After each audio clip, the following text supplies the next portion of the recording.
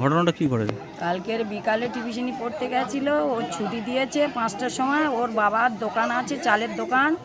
ওর বাবার কাছে বলে যে বাবা আমি বাড়ি যাচ্ছি, তোমার যেতে রাত হবে, আমি বাড়ি যাচ্ছি বলে। ওর একটা মুসলিমের মেয়ে ওর সঙ্গে পড়াশোনা করে, সে দুজন একসাথে আছে।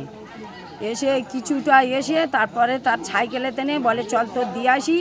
আর মুসলিমের মেয়েটা বাড়ি গেছে, আর এর বলেছে চল তোর দিয়ে আসি।